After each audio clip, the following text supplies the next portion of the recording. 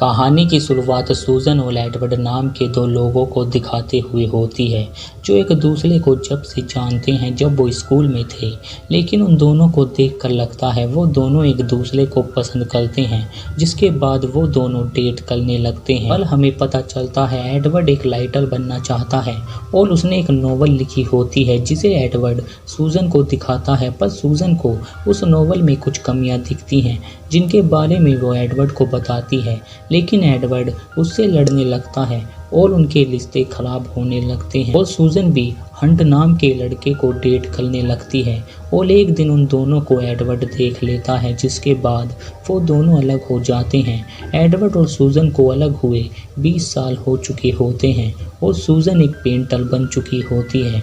उस रात सूजन की पेंटिंग देखने के लिए कुछ लोग आए होते हैं, लेकिन वहाँ सूजन का पति हंट नहीं होता, जिससे सूजन काफ़ी दुखी होती है। और अगले दिन सूजन के लिए उसके एक्स हस्बैंड एडवर्ड ने एक नॉवल भेजी होती है जो उसने सूजन को डेडिकेट की होती है। तभी वहाँ हंट भी आ जाता है, जिसे देखकर लगता है उसका किसी के साथ अफेयर होता है और ये बात सूजन को भी पता होती है, पर वो उसे कुछ नहीं कहती। लेकिन सूजन को पता चलता है हंट आज रात बिजनेस के लिए बाहर जा रहा होता है और हंट के जाने के बाद सूजन उस नॉवल को पढ़ना शुरू करती है, जिसमें एक फैमिली को दिखाया जाता है जिनका नाम टोनी और उसकी पत्नी एमा और बेटी इंडिया। वो लोग टेक्सास की तरफ जा रहे होते हैं, पर रास्ते में उन्हें कुछ लोग मिलते हैं जिन्होंने रास्ता ब्लॉक किया होता है। वो लोग उन्हें काफ़ी परेशान करते हैं, जिसके बाद टोनी अपनी गाड़ी आगे निकाल लेता है, पर इंडिया उन लोगों को मिडल फिंगर दिखाती है, जिसके बाद वो लोग उनका पीछा करने लगते हैं और टोनी की गाड़ी को टक्कर मार कर रोक लेते हैं। उस गाड़ी से 3 लोग बाहर निकलते हैं जिनका नाम ले टर्क और लू होता है। वो लोग एमा और इंडिया के पास आने लगते हैं और उन्हें छूने लगते हैं, जिसके बाद वो उन दोनों को गाड़ी में बैठाकर अपने साथ ले जाते हैं और टोनी को लू ने पकड़ा होता है, इसलिए वो कुछ नहीं कर पाता। लू टोनी को अपने साथ एक सुनसान जगह पर लेकर आ जाता है, जिसके बाद लू टोनी को वहां छोड़कर चला जाता है, पर थोड़ी देर बाद लू ले के साथ वहां आता है, लेकिन टोनी उन्हें देखकर छुप जाता है क्योंकि वो लोग टोनी को मारने आए होते हैं। पर टोनी को काफ़ी ढूंढने के बाद वो दोनों वहां से चले जाते हैं और टोनी किसी भी तरह हाईवे तक आ जाता है, जिसके बाद वो पुलिस को सब बताता है जो उसके साथ हुआ होता है और उसका केस बोवी नाम का डिटेक्टिव देखता है। और काफ़ी ढूंढने के बाद उन्हें एमा और इंडिया की डेड बॉडी मिलती है, क्योंकि उन लोगों ने उनका लेप करके उन्हें मार दिया होता है। ये देखकर टोनी वहीं पर रोने लगता है। तभी सूजन उस नॉवल को पढ़ना बंद कर देती है, क्योंकि उन्होंने उसकी बेटी को भी मार दिया होता है। जिसके बाद सूजन अपनी बेटी को कॉल करती है जो इंडिया की उम्र की होती है। कुछ दिन बाद टोनी को बॉबी बताता है उन्होंने कुछ चोरों को पकड़ा है, लेकिन उनमें से एक की मौत हो जाती है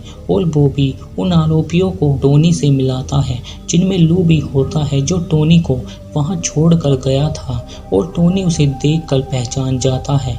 जिसके बाद बॉबी उससे रे के बारे में पूछता है और अगले दिन वो रे को ढूंढ लेते हैं, लेकिन जब वो रे से पूछते हैं वो टोनी को पहचानने से मना कर देता है, पर टोनी जानता है उसी ने उसकी पत्नी और बेटी को मारा होता है। पर रे उससे झूठ बोलता है और कुछ दिन बाद वो भी टोनी को बताता है ले जेल से छूट चुका है, क्योंकि उन्हें उसके खिलाफ और भी सबूत चाहिए होते हैं।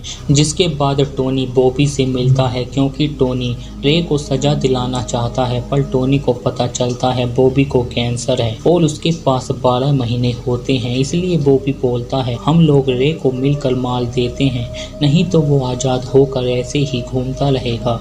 जिससे टोनी भी उसकी बात मान जाता है और अगले दिन वो रे को पकड़ लेते हैं और एक जगह पर लेकर आ जाते हैं और वहाँ रे का साथी लू भी होता है, क्योंकि वो उन दोनों को मारना चाहते हैं और ये बात रे और लू भी समझ जाते हैं। पर तभी बॉबी को खांसी आने लगती है और वो दोनों मौका देखकर वहाँ से भागते हैं, पर बॉबी लू को शूट करता है और उसे मार देता है। पर रे वहाँ से भाग जाता है, जिसके बाद वो उसे ढूंढने लगते हैं और टोनी उसे ढूंढ लेता है। पर वो टोनी को चिढ़ाने लगता है और वो टोनी को बताता है उसने ही उसकी बेटी और बीवी को मारा होता है, जिससे टोनी को काफी गुस्सा आता है। पर रे मौका देख कर उस पर हमला करता है और टोनी उसे शूट करता है और जब टोनी को होश आता है रे मर चुका होता है, जिसके बाद टोनी वहां से चला जाता है। इसी के साथ वो नोवेल यहीं पर ख़त्म हो जाती है। पर उस रात सूजन के पास एक मैसेज आता है जिसमें लिखा होता है एडवर्ड उससे मिलना चाहता है और सूजन उससे मिलने आ जाती है।